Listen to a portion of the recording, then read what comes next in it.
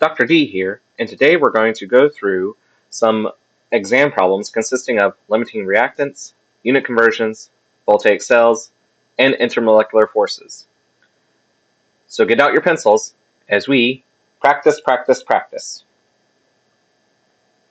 So for our first problem, it states, in an effort to save money on an anniversary gift, use your knowledge of oxidation reduction reactions to plate a copper ring with silver.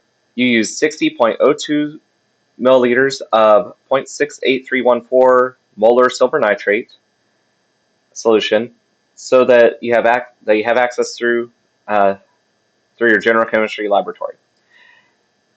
You know that only the surface of the copper ring will react, and calculate that the area to amount to 1.023 grams of copper. Then we're given an unbalanced chemical reaction, and we're asked to determine the grams of pure silver extracted from the solution. So first thing we want to do is we want to go ahead and balance our chemical reaction. Over here we notice that we have NO3, and on this side we have two NO3s. So I'm going to go ahead and put a 2 in front of the silver nitrate. And now that we have two silvers, we're going to have two silvers in our product side. And with that, we can go back and look at each element. We have one copper on each side. We have two silvers on each side. We have two nitrogens on each side. We have 6 oxygens on each side. So the whole thing is now balanced. Now, next thing we need to do is determine how much silver we have. So one thing that you'll notice is that we have a certain amount of our silver nitrate. We have a volume and concentration, so we can figure out exactly how many moles of silver nitrate we have. But we also have the grams of our copper.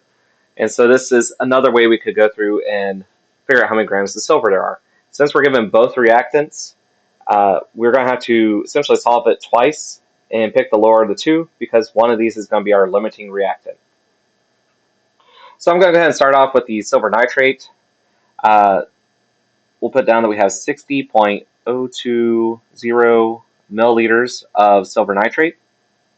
Again, with this labeling here, you can always kind of do whatever you think works best for you. I'm going to go ahead and label it as silver nitrate solution, just because sometimes it can get a little confusing if you have multiple solutions. In this case, it shouldn't be too bad, though. All right, so now we need to try to work on getting this into moles. So we have milliliters, and I ultimately want to get to molarity over here, which is moles per liter. So let's go ahead and convert milliliters into liters. So for every 1,000 milliliters of our solution, we're going to have 1 liter of our solution.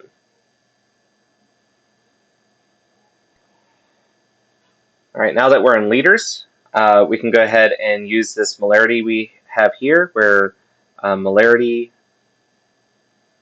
is going to be our moles over liters. So whatever that value is going to be in front of the moles here.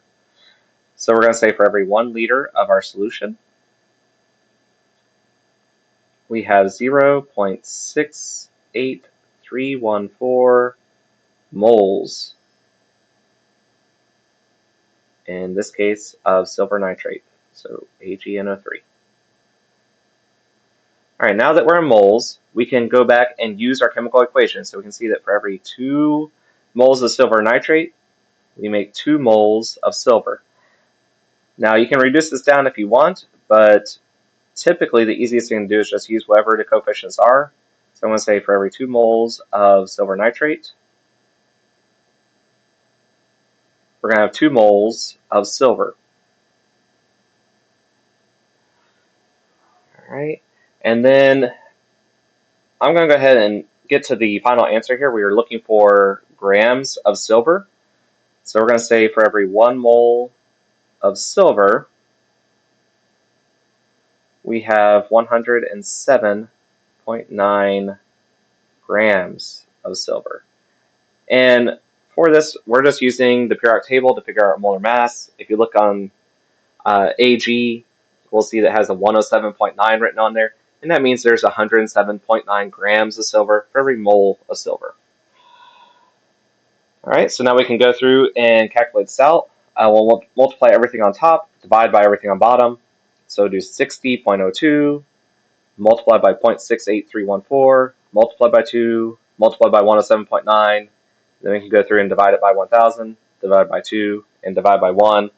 And you should get an answer of 4.424. And I'll give some extra numbers here in case you're trying this out on your calculator.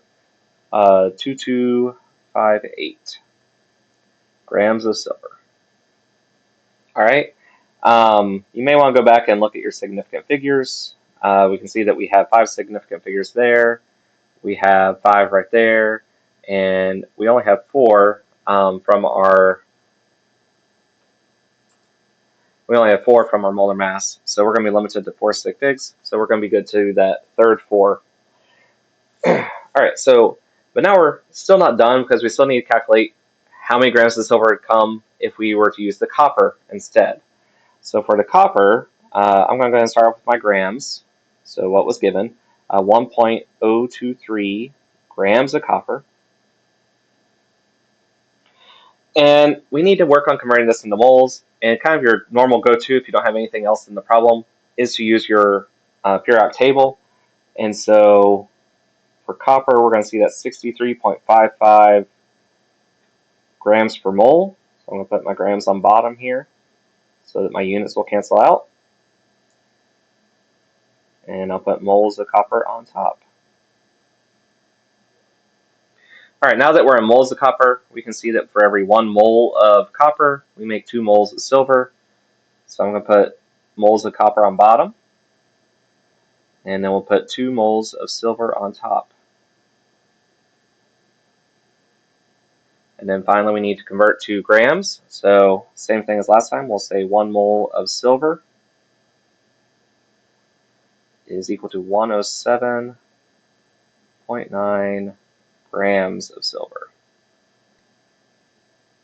We can go through and calculate salt, multiply everything on top, divide by everything on bottom, and we should get 3.47385,366 grams of silver. All right, and looking at sig figs here, we have 4 sig figs, 4 sig figs, and 4 sig figs. So everything is 4 sig figs. So we'll be good down to that second 3 there. So now we need to compare our 2 answers, and we'll see that 3.474 grams of silver is less than 4.424 grams of silver. So you always want to take the smaller value. So our answer is actually 3.474 grams of silver. So copper was our limiting reactant. And now we can move on to the next question, part B. Write the reduction half reaction. So to write the reduction half reaction, normally you want to go ahead and figure out your oxidation numbers for each of the elements. So when we have copper here, this is a pure element with no charge, so it's going to be 0. For silver nitrate, I'll normally start off with oxygen. Oxygen is normally going to be a -2, with the exception of peroxide, or if it's in its elemental form, or has a fluorine on there. Then we have our NO3, and we can look at our useful equations packet and see that this is a common polyatomic ion. So for NO3, it has a -1 charge. So I need to make sure my nitrogen is going to cancel out those oxygens, and we end up with a -1 overall. So since oxygens each -2, -2 times 3 will give us a -6. And so if we add 5 to that, then we'll end up with -1 overall. So our nitrogen is in fact a +5. So I'll put that down there. All right, now back to the silver nitrate. We need the silver to make the overall molecule neutral. We already know that NO3 by itself is a -1, so the silver must be a +1. All right, now we can look at copper over here. Same thing, we have NO3 again, so this is always going to be -2 and +5 for that polyatomic ion. And now that we have 2 of those polyatomic ions, now we have a -2 charge when we add those together. And so now, to make it neutral, our copper is going to have to be a +2. And then finally, we have silver. It's all by itself, no charge. So this is going to be a 0 oxidation state. All right. So now we need to figure out which one is undergoing reduction. We have 2 that are going to be changing here. We have the copper, which is going from 0 to +2. Since the oxidation number is getting larger, this means it's undergoing oxidation. And then we have our silver going from a +1 to a 0. So since this number is decreasing, the oxidation number is reduced, then that means it's undergoing reduction. So this is what we're going to want to focus on for our reduction half reaction. And so I'm going to put down my reactant. I'm going to put down silver plus, and we're going to be making neutral silver. And now I need to add electrons. Now when we add electrons, it will always have a negative charge. And so I want to add electrons in such a way that both sides of my equation have the same charge. So over on the left side, we have a +1 charge in total, and on the right side, we have a 0 charge in total. So in order to make those equal, I'm going to have to add 1 electron to the reactant side to make them both be 0. Now another way you could have done this is some people will just use whatever coefficients you have. So in this one, we had 2 silver nitrates. So you could think of this as 2 silver pluses, and we're forming 2 silvers. And this is perfectly acceptable, but what we have to remember is that now, since we have 2 silvers, we need 2 electrons. So either one of these answers is correct, but you need to make sure it's consistent. All right, so this covers our limiting reagent problem. Let's go ahead and move on to another one. All right, so during your family's Christmas feast, your dog raids your uncle's unsecured pantry and eats an entire 1-pound bag of chocolate chips. Being Christmas Day, all non-emergency vets are closed. You read online that time is of the essence, and charcoal would be the method used to absorb the toxins in the chocolate, which is theobromine. The dosage recommended is 5 grams of charcoal per 10 pounds of dog. Your relative's house is stocked with tablets, which are usually used to alleviate the symptoms of your aunt's sensitive stomach. The supplemental facts on the bottle say 1 tablet contains 230 milligrams of charcoal. How many tablets should you crush to give your 55-pound dog? So, and we're also given 1,000 milligrams is equal to 1 gram. So this problem is pretty much just a unit conversion problem.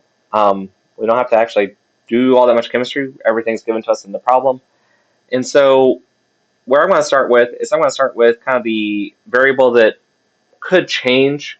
So in a given scenario, maybe your dog doesn't weigh 55 pounds. Maybe it weighs 30 pounds. So this is what we're going to start out with. We're going to start off with our 55 pounds of dog.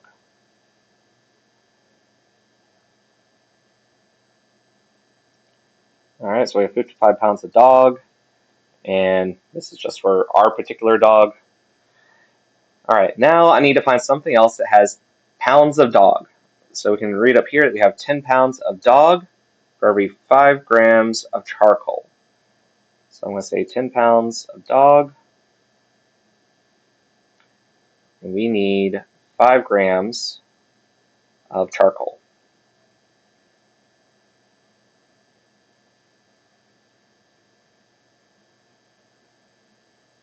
All right, well, sorry, I was not liking that very much. There we go. All right, 5 grams of charcoal. Now that we're in grams of charcoal, we need to figure out something else that involves this grams of charcoal. And we can see that each tablet contains 230 milligrams of charcoal, but we have grams of charcoal. So we need to go ahead and do the conversion here to go from grams to milligrams. So I'm going to say for every 1 gram of charcoal, we have 1,000 milligrams of charcoal.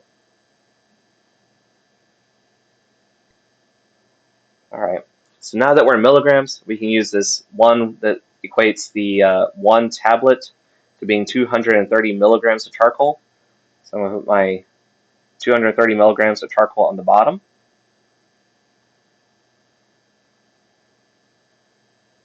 So those units will cancel out. And then we're going to put 1 tablet on top. So now we're in units of tablets that we need for our specific dog. So if we multiply everything on top and divide by everything on bottom, we'll do 55 multiplied by 5, multiplied by 1,000, and multiplied by 1. Then we can multiply by 10. Sorry, the pounds makes it looks like 101, but anyway, we'll divide by 10, then we'll divide by 1, and then divide by 230, and we should get 119.5652174 tablets. All right, and if we try to follow our sig figs here, we see that we have 2, 1, 1. That's not going to limit us, and then 2. So we're going to be limited to 1 sig fig. So if you're doing a sig fig answer, this would be 100 tablets. If you're doing a practical answer on what you'd actually want to give your dog, I would say you want to go ahead and round it off to the nearest tablet. So we'd say 120 tablets.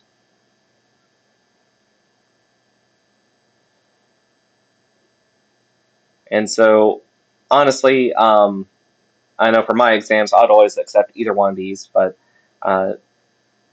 generally a practical answer is a good way to go in most cases. But if you want to go sig figs, that's legitimate as well. All right, so that covers our unit conversion question. Now we have a couple questions on Voltaic cells. All right, question states, you have copper, iron, hydrogen gas, platinum, copper sulfate, iron nitrate, chromium sulfate, hydrochloric acid, and lithium iodide at your disposal. And then we're given a little table here. Without changing the concentrations, what combination of these materials will yield the voltaic cell with the highest cell potential? Write your answer as a cell diagram. All right, so one of the first things we want to do is figure out what in the world we are working with. So I'll normally go ahead and write down the oxidation. Sorry about that. I'll go ahead and write down the oxidation states of my species here. So for copper sulfate, we know that SO4 is a common polyatomic ion with a -2 charge. So my copper has an oxidation state of +2. So this is copper 2+. Similarly, with our iron nitrate, we know that NO3 has a -1 charge.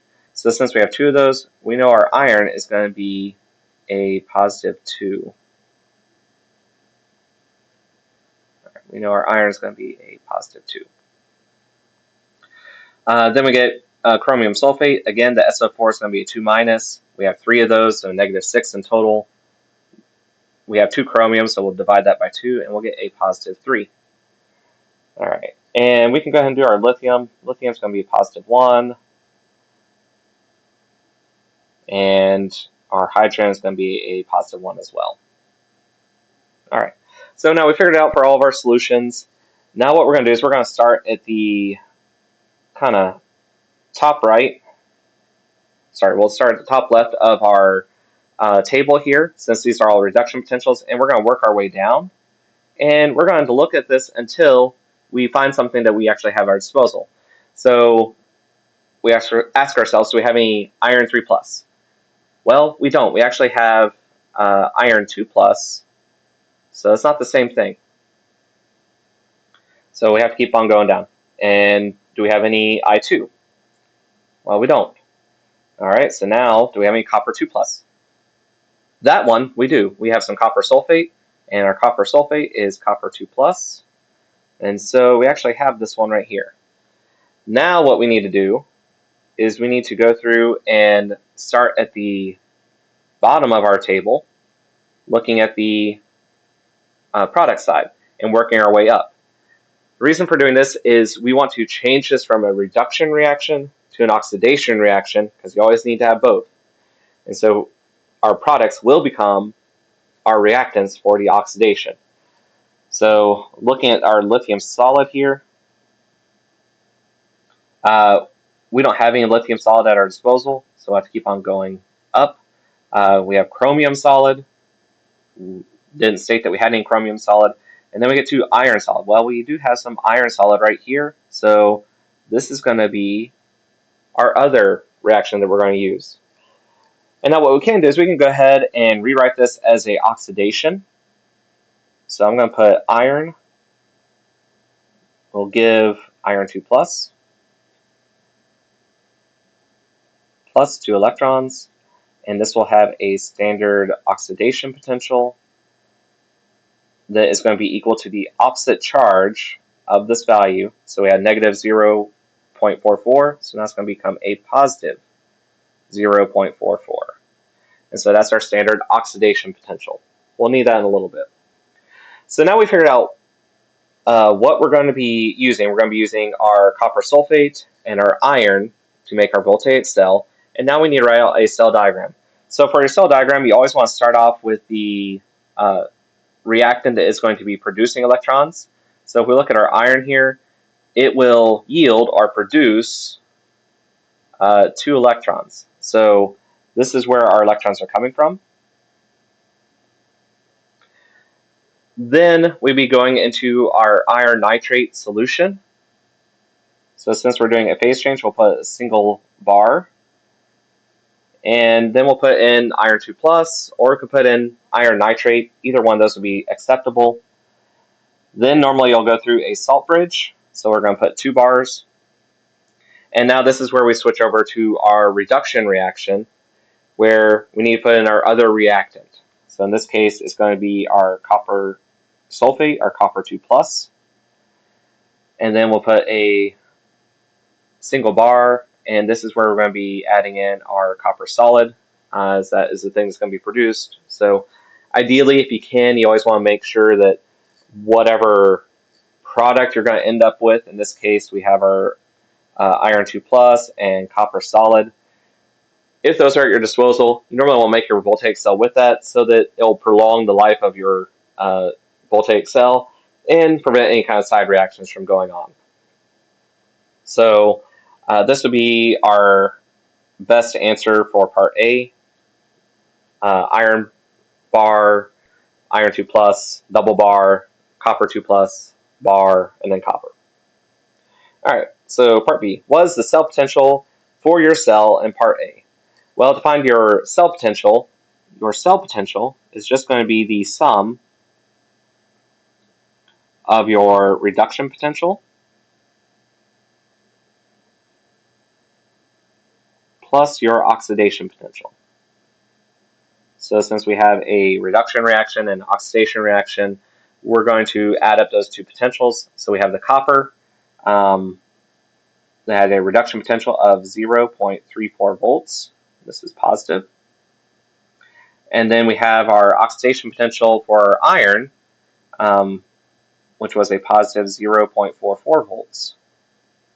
So now we can just add those together, and we end up with a 0.78 volts. All right. Now we have to answer what is being reduced in part A. So probably the easiest way to go about this one is if you have a standard reduction reaction, that reactant is the thing that is being reduced. All right. So since that's what's being asked, I would say the copper 2 plus of the copper sulfate solution.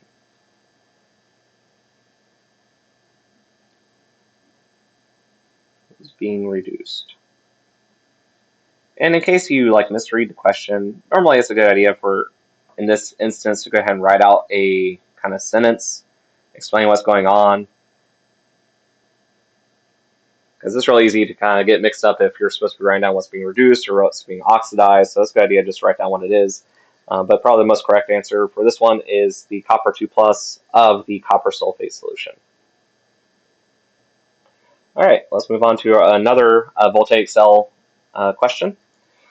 Label the following voltaic cell items below: anode, cathode, direction of the electrons, direction of the sodium plus, and direction of the chlorine minus.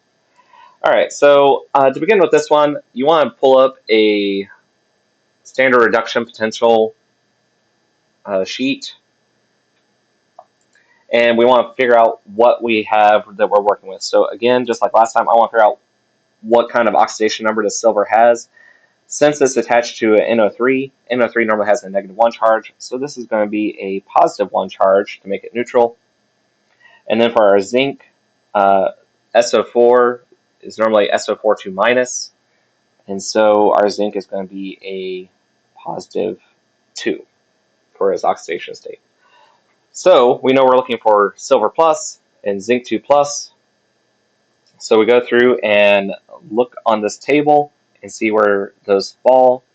And we can see that we have zinc 2+ right here. So zinc 2+ plus 2 electrons equals zinc solid, and that is going to be on, I believe, -0.76. So I'll go ahead and underline that right there. And then we need to look for our silver plus, and for our silver plus, it's all the way up here. Silver plus +1 electron equals silver solid, and that is at a +0.80 volts. All right, so now we figured out the two things that are involved in this, and now we need to figure out which way or which reaction we need to flip. So we want to have an overall cell potential that is positive. That means it'll be spontaneous. If it's not positive, then it's not spontaneous and the reaction won't go forward. So the one that I need to flip, or I need to change the sign of, is going to be this zinc here, this -0.76. So when I flip that, that's going to become zinc. Sorry, it's going to become zinc, and then we're going to yield zinc 2+ plus 2 electrons. And this is going to have a standard oxidation potential of positive 0.76 volts. All right, so our zinc is going to be producing the electrons. So electrons are going to be coming out of the zinc through our voltmeter, down through our silver electrode, down into the silver nitrate solution, and providing those electrons to the silver plus. As it provides those electrons to the silver plus, it is going to be plating on silver onto our silver electrode. And as this goes on, our zinc is going to start corroding and forming zinc 2+. All right. So as far as labeling things go, we have the direction of our electrons written down. We know it's going to be, as it's drawn here, going from right to left, or from the zinc to the silver plus. Now we need to label our anode and cathode. Your anode is always where the electrons are coming from. Your cathode is always where the electrons are going to.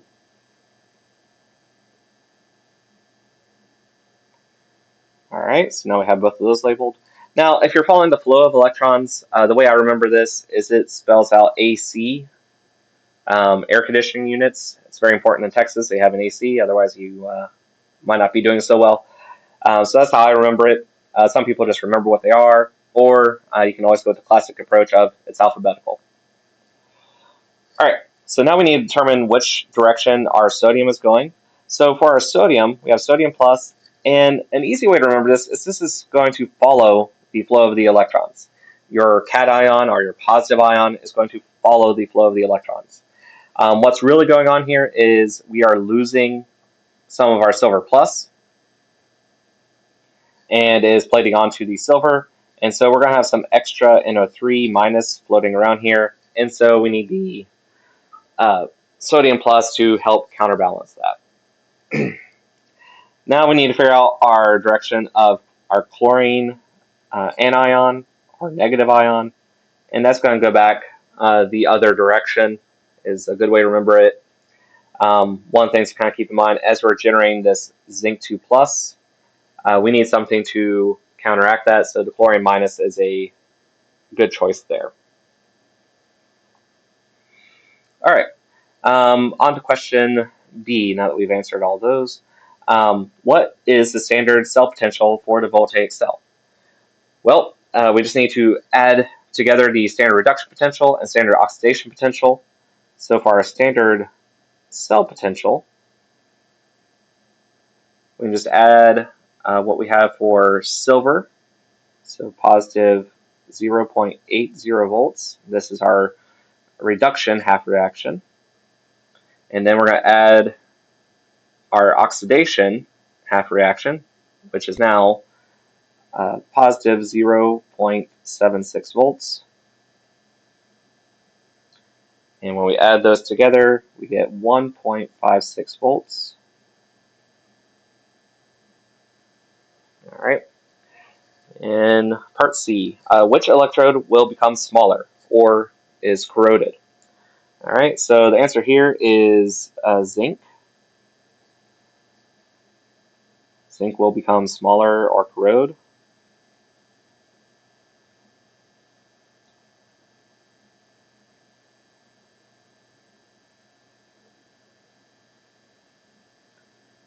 All right, and this would probably be the best answer to really label what the part is. But in truth, normally it's always your anode that's going to corrode in a voltaic cell. So I guess if you want to kind of cop out a little bit, you could always just say anode every single time. But zinc is the most appropriate choice for this one. All right, so that covers our questions over voltaic cells.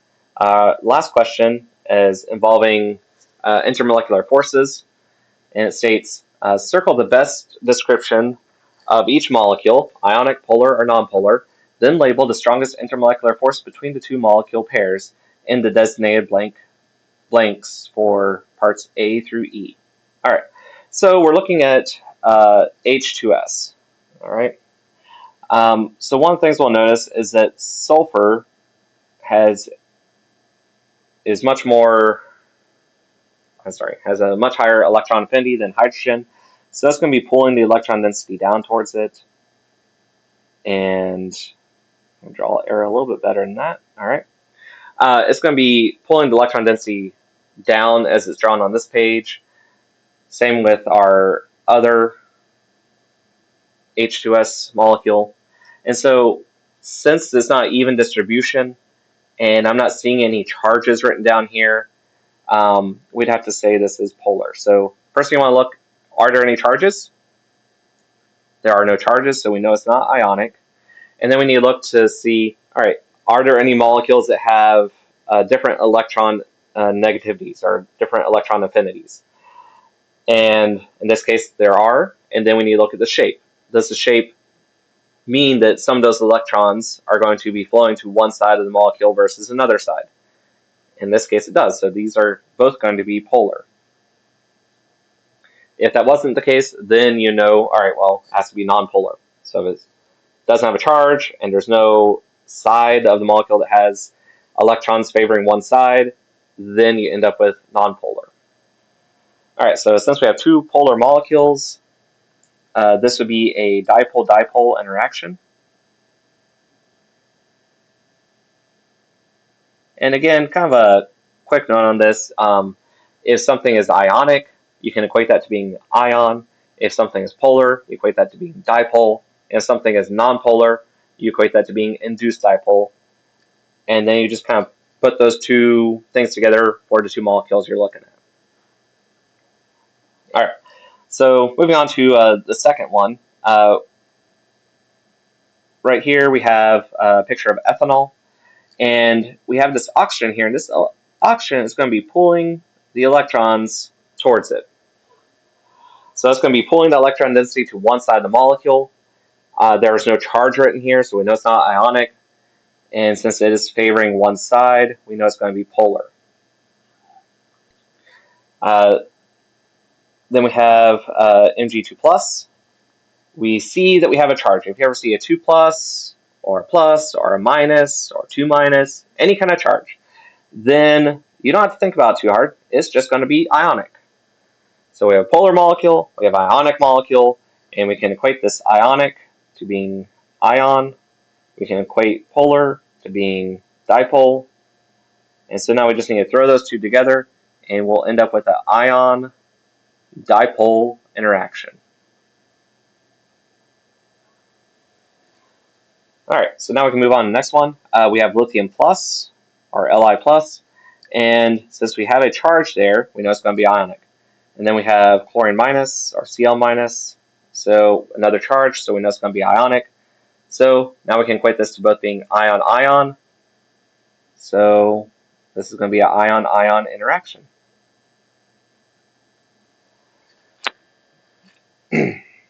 All right. Moving on to the next one, we see that we have a chlorine attached to a CH3. So that chlorine is going to be pulling the electrons towards it. There's no charge written here, so we know it's not going to be ionic, so this must be a polar. And then on this next molecule, we have 3 fluorines. Now the fluorines are going to be pulling the electron density towards them. And since they're only on one side, they don't really cancel out with anything. They're all pulling them to that far right carbon. So this one's going to be polar as well. So in this case, we're going to end up with a dipole-dipole interaction.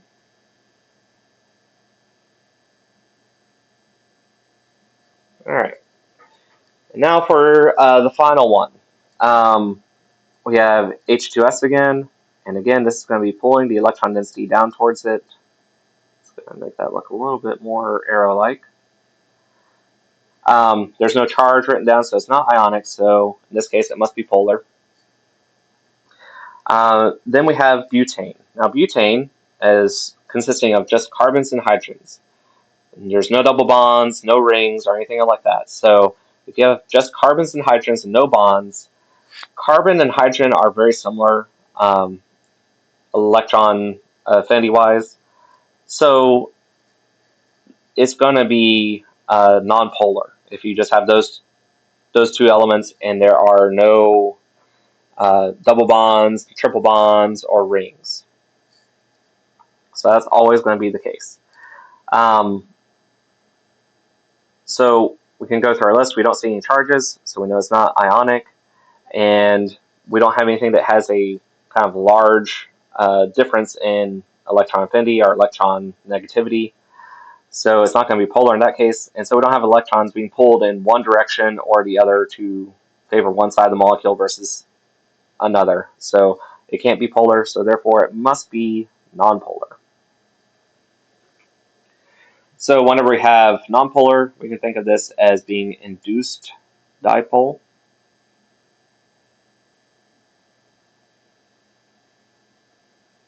All right, and so we're going to have a polar thing, which is just dipole.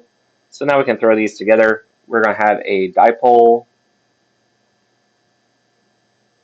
induced dipole interaction. All right, between those 2 molecules. All right, so that's an example of a question you might have with intermolecular forces. So again, if you're having trouble with this stuff, I'd encourage you to maybe watch this video again or check out some of the other videos I made with other example problems related to these topics. But these were some questions you might see on a general chemistry final. So as always, keep thinking, and I'll see you next time. Goodbye.